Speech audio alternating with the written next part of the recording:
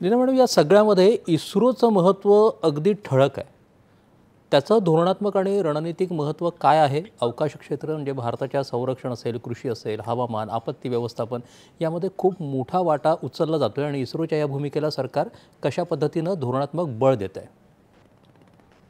2023 मध्येच Indian space programme मध्ये एक नवीन स्पेस पॉलिसी आली 2023 मध्ये, ज्या माध्यमातून आता आपण खाजगी प्रायव्हेट कंपनीजना एनकरेज करतो, प्रोत्साहन देऊन त्यांना आपण सांगतो की तुम्ही करा ह्या गोष्टी आणि ISRO will focus on R&D म्हणजे संशोधन आणि विकास, जे मोठ्या प्रमाणात आधी व्हायला पाहिजे होतं, पण गेल्या 11 वर्षात नक्कीच खूप मोठं झालेलं आहे. आता आपलं बजेट देखील खूप वाढलेलं आहे, स्पेस बजेट.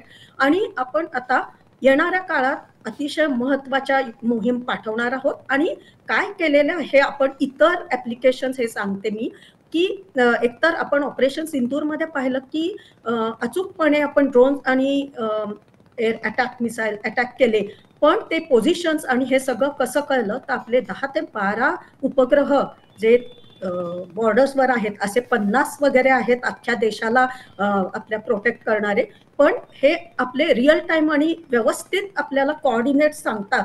आणि मग त्यामुळे आपण हे अटॅक्स बरोबर त्या कोऑर्डिनेट्सना पाठवले मिसाईल, का तर इतर सिव्हिलियन्सना कोणाला हार्म नको व्हायला किंवा हानी नको, there should not be harm to the other civilians. तर यामध्ये ड्रोन्स आणि मिसाइल्स, डिफेन्स, याचे डिफेन्सचे DRDOचे ॲप्लिकेशन म्हणजे मिलिटरी